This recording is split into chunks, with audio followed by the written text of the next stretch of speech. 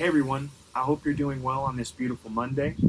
Last night, many from our youth group gathered virtually for our weekly video hangout. It's always a treat to see your faces as well as to hear how you're doing through this challenging time. In case you missed it, I asked if anyone had any big God questions. That is, questions about God, Jesus, the scriptures, maybe our current situation, or just about our faith in general. Those who were there did not disappoint. So I thought it would be fun to address some of the questions that were submitted by members of our youth group in our video devotions for the next few days. Now, I'm not going to pretend that I'm an expert or that I have any answers because some of these questions are the kind that we really don't have any answers to. I also might spend more than one day talking about one question.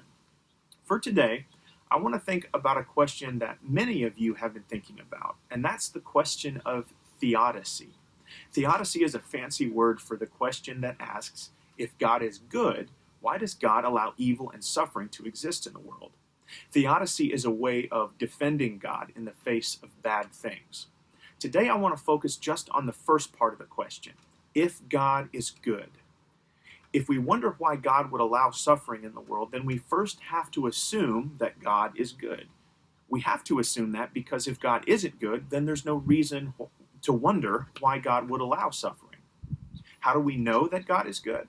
Well, we can start in the Bible, which is our best source for God's story. Let's look at the very first chapter in the Bible, the story of creation, Genesis chapter 1.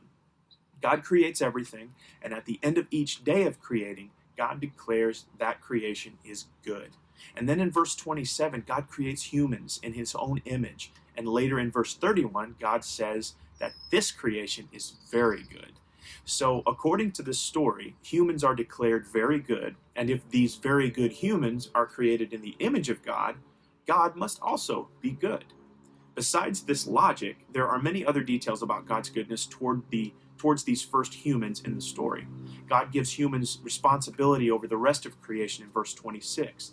God blesses humans in verse 28. God provides food for the humans and the animals, verses 29 and 30. I invite you to look elsewhere in the Bible for other examples of God's goodness. But, the Bible isn't our only source for evidence. For your devotion today, I invite you first to read Genesis 1 with your family, making a mental list of all the ways God shows goodness. Then, talk about other ways that God has shown goodness in your life. Tomorrow, we'll unpack a little bit more of this theodicy question. And until then, stay safe, stay healthy, stay home, and share this devotion with a friend. We'll see you soon.